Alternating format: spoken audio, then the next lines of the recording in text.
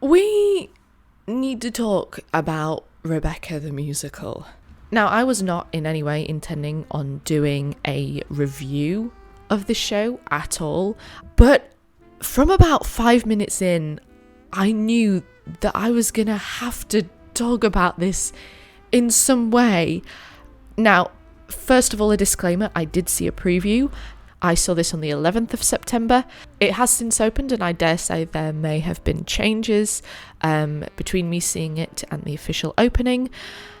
But in general, I think that most of the things I'm going to be talking about are things that can't really have been changed that much, if at all, during that time. You'll see what I mean. Now, you may or may not be familiar with the storied history of Rebecca the musical.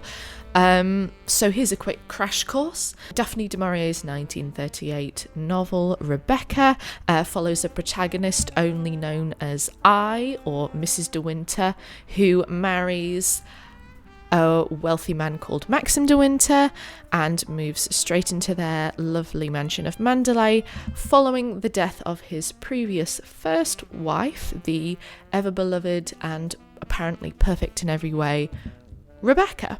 Mrs. de Winter instantly struggles to fit in with her new life, living up to the reputation that follows Rebecca, bolstered by the housekeeper Mrs. Danvers, who was absolutely devoted to Rebecca and absolutely hates the new Mrs. de Winter and holds her to the same standard. Now, this musical premiered in German originally in Vienna in 2006, written by Michael Kunze and Sylvester Levy.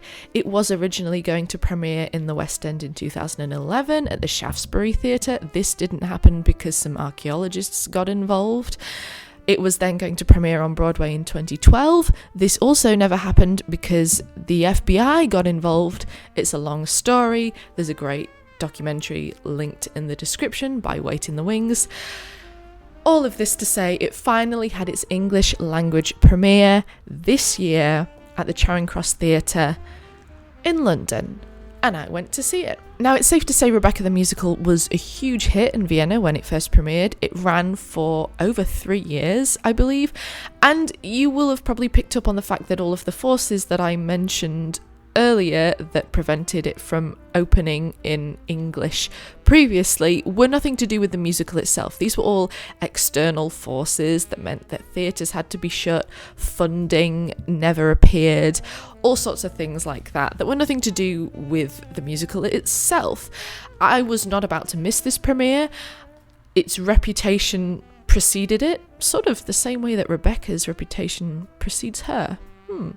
That's interesting to think about. And based on the apparent great success of this musical previously, I had high expectations. However, I did not like this production. Now, before I get into all of the reasons why I did not like this production, I'm firstly going to talk about the main thing that I did love, which was the cast. Now, in the starring role of I, or Mrs. de Winter, I saw Emily Apps, the first cover. I believe this was only her second or third performance in the role, and she was really great. She gave a really, really confident performance. This is a big, big role. Mrs. de Winter is in pretty much the entirety of the show, so it is a big role to step into, and I think she did a really, really great job.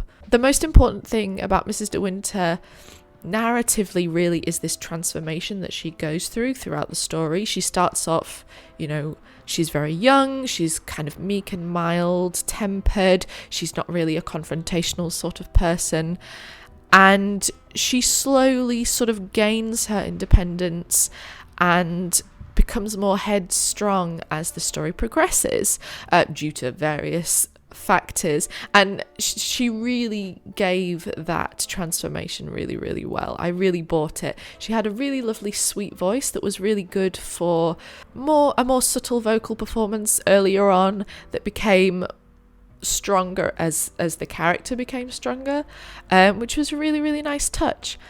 An equally fantastic transformation was seen in Maxim, portrayed by Richard Carson. Now, this transformation is sort of less obvious.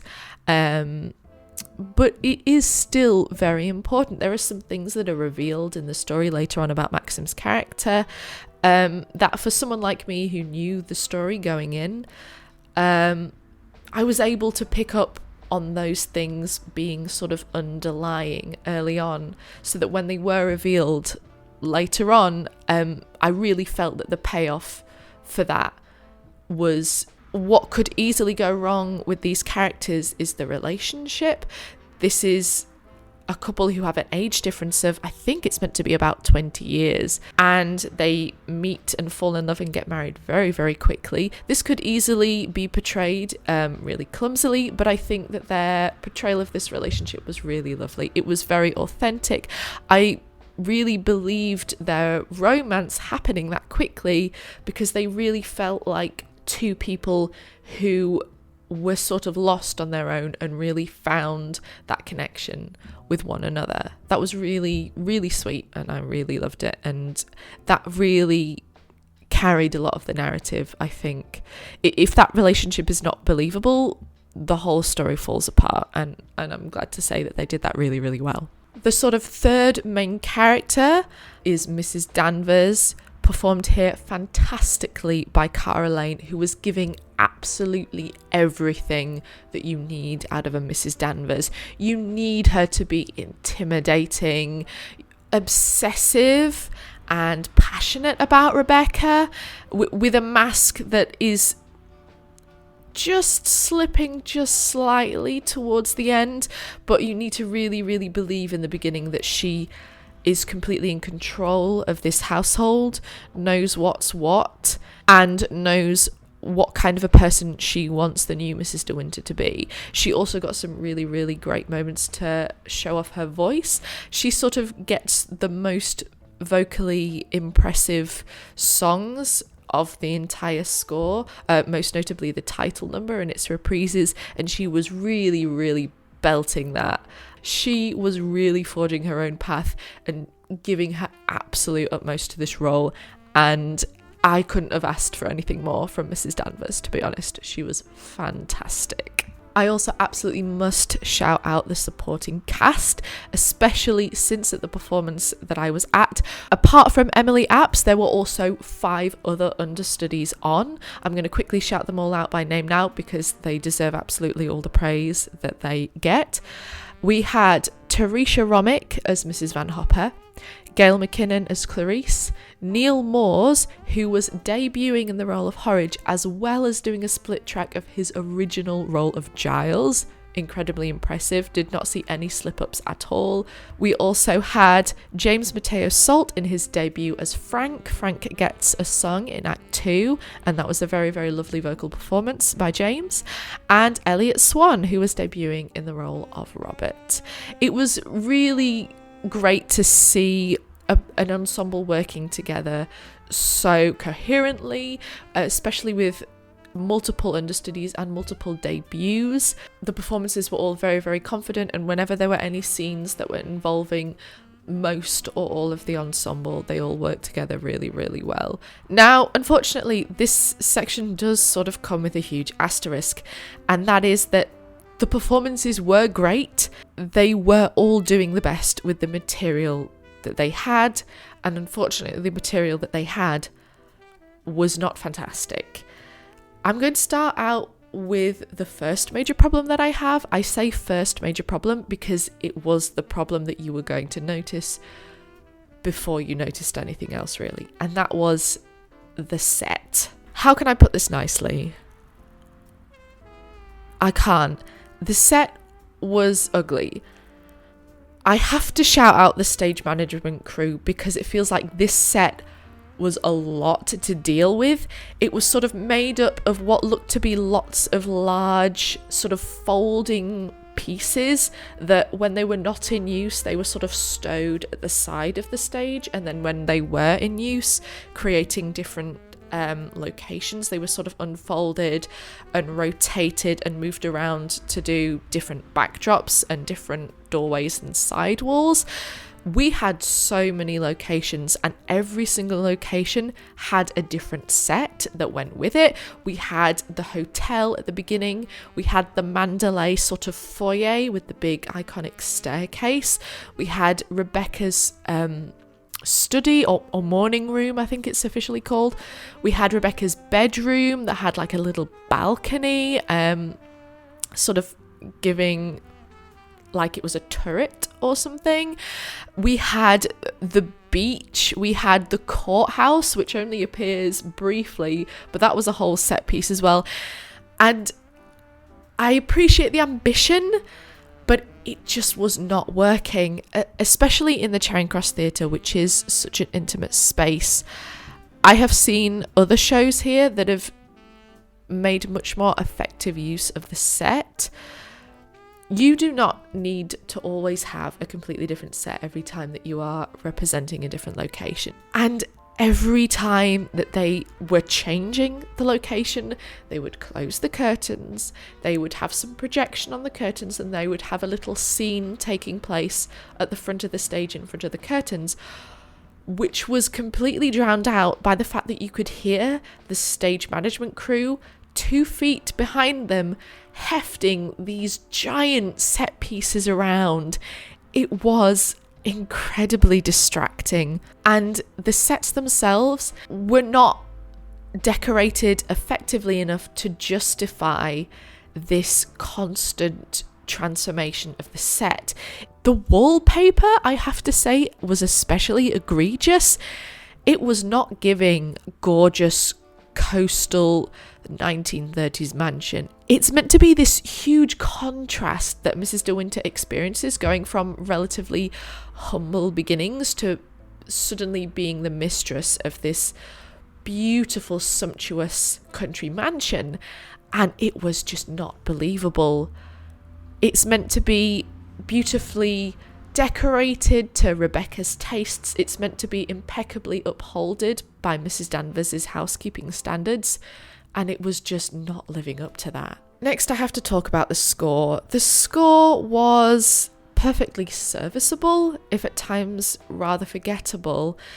The main problem was the lyrics, which I found to be incredibly weak consistently. Now, I don't know German, so I can't speak to how effective the original German lyrics were, but when translating the lyrics into English, I feel like Christopher Hampton and Michael Kunze have just completely missed the boat. The lyrics were consistently very, very literal, like a character would experience something and they would be singing, oh, I feel this, oh, I feel this. Or they would be doing something and they would be like, I'm doing this, and then I'm going to do this.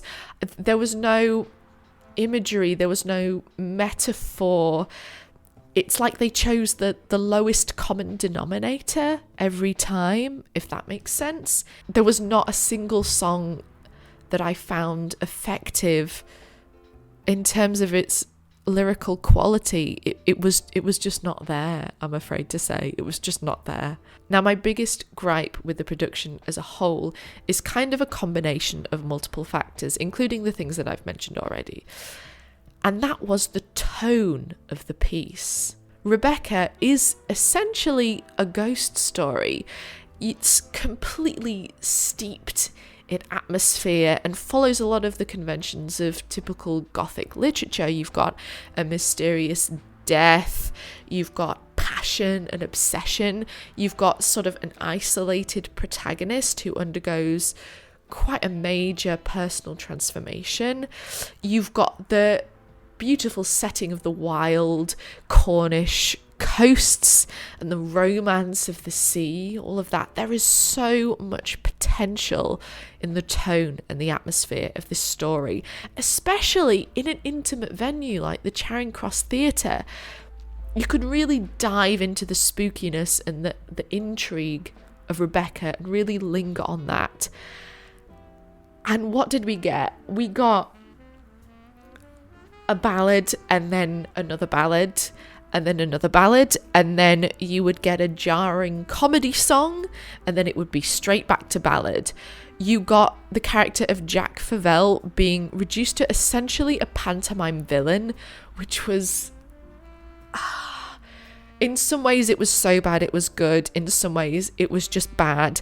We had these brilliant actors just trying their darndest to make this material work. Bless them, it just was not working. It was just bizarre.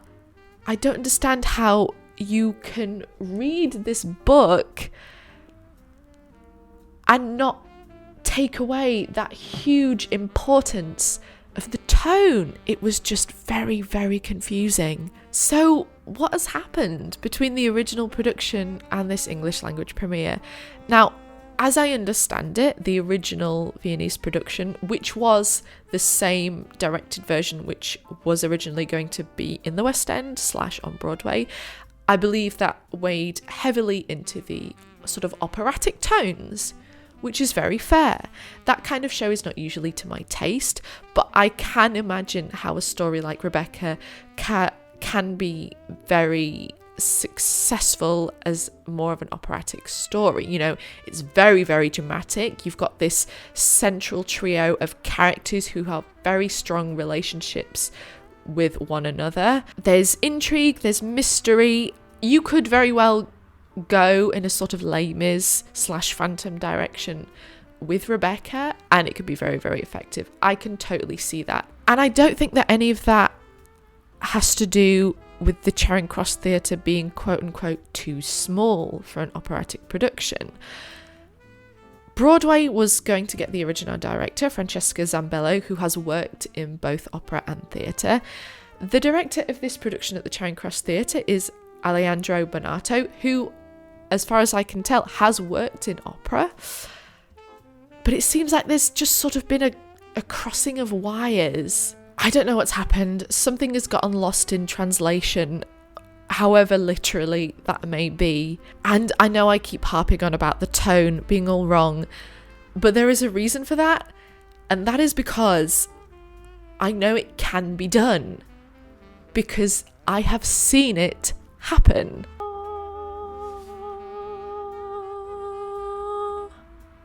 Here we are. Oh, get a good look at that. Isn't that a gorgeous programme? So this programme is from the 2015 tour of a play version of Rebecca by Knee High Theatre, directed by Emma Rice. As I said, this was a play, not a musical, but it did incorporate music into the play, and it did that in a really, really effective way. Now, the word of the day is atmosphere, and this production had it in spades. Firstly, I'm going to try and find a picture of the set for you, which you can see here. This was a one location set. It was sort of the balcony and the staircase of Manderley, which was sort of eroding as it comes down stage, so to sort of give that impression that it's sort of falling into the sea. So you still have the sumptuousness of the mansion and these beautiful railings and all of the decoration, but then you also get that kind of hauntological nature of the inevitable downfall of Manderley, portrayed by how it just so gorgeously fades into a rugged, degrading coastal landscape towards the front of the stage. I feel like part of the success of this production might come down to the fact that Knee High Theatre is a Cornish theatre company, which is very appropriate because Rebecca is set in Cornwall. So I feel like they really understood that. Rebecca might not be a literal ghost, but you can really feel that she's haunting this set. And they had some cute little details as well. For example, in the railings, the detailing forms the shape of an R, which is just a lovely little touch. Now I mentioned music, and this was wonderfully incorporated into this play through a small group of actor-musicians. These were drawn from the supporting cast, and they would appear dressed as fishermen. They'd be carrying lanterns and they'd sing, you know, a bit of an atmospheric sea shanty. This was great because they would appear sort of during transitional periods between scenes that were changing a lot in time or location, and it would just give the audience a moment to sit in the atmosphere and fully absorb it. In spooky, gothic, mysterious stories, you can't just hammer through it at a breakneck pace. You need to have moments that allow the audience to breathe and to just take everything in, because that is part of what makes these kinds of stories so enjoyable. This is something that I felt was so lacking in the musical. This is a thick book. This is over 400 pages, and you can't just rattle through it. You need to build tension. You need to have time for the audience to really be able to ruminate on these characters' intentions, what might be hidden about them, and the many unanswered questions that we have throughout this story.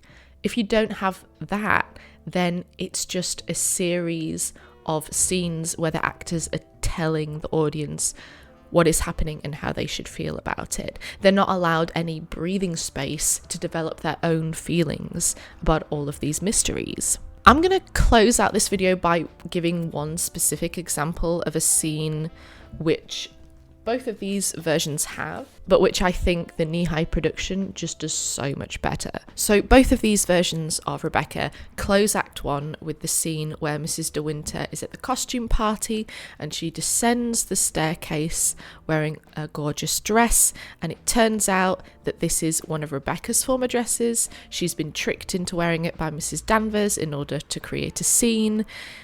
It massively horrifies Maxim and it freaks everybody out. Bam, end of Act 1. Okay, so that is a great place, story-wise, to end Act 1. It's a really natural moment of tension, but the way these two productions did this scene was completely differently, to completely different effects. In the musical, first of all, we have a scene in which we see Mrs. De Winter getting into the dress. In fact, there's a song about it. I don't remember anything about the song, but that happens a lot with the show. We have a scene of her getting into it, and then we have a scene of everyone at the bottom of the stairs going, "Oh, I can't wait to see what she's wearing. What's she gonna wear?" But we as the audience at that point already know what she's wearing, so that is already a bit of a break in the tension. Then she comes down the stairs, there's a pause, and then everyone goes, "Oh my goodness me, what is she wearing? That dress was Rebecca's wearing. What a horrible decision." Maxim leaves, curtain. Okay, now in Knee-High's production, they milked this scene for all it was worth, and it was glorious. First of all, we as the audience do not see the dress that Mrs. De Winter is going to wear until she appears in it at the top of those stairs. That is so important because it means that we are reacting to that audience at the same time that the characters are reacting to it. And when I tell you there were gasps, there was pearl clutching abound in the audience. This dress, it was black, it was sleek, that shit was sheer and it was backless, and there were cheeks on display. It was so iconic. And you might be saying, oh well, that's not very era appropriate, but that's kind of missing the point of the purpose of this scene. The point is that it is shocking in a way that completely transforms the narrative. And if the audience is not feeling that shock along with the characters, it just deflates and we lose all of that tension that we need that builds up towards the end of Act 1. In the musical, we see the dress, which destroys all the tension. But if you don't know the story, you don't know that this has been a bad idea until the characters start going, oh my goodness me, what is she wearing? That was Rebecca's. How could this have happened? How terrible. In Knee-High's version, even if you know this story inside and out, you are not in any way expecting that dress.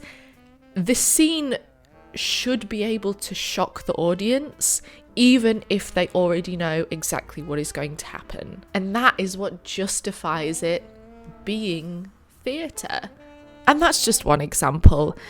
Regretfully, I did see this play version of Rebecca 8 years ago. I do not remember it incredibly well, but I think it says a lot about the production that I do remember that one scene so vividly because it just had such an impact.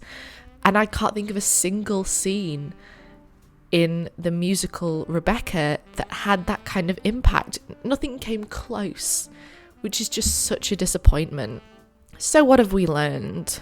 I am a firm believer that 9 out of 10 things can be adapted for the stage if you go about it the right way. You just need to be able to recognize what is most important about that original piece of media and to be able to translate that so well.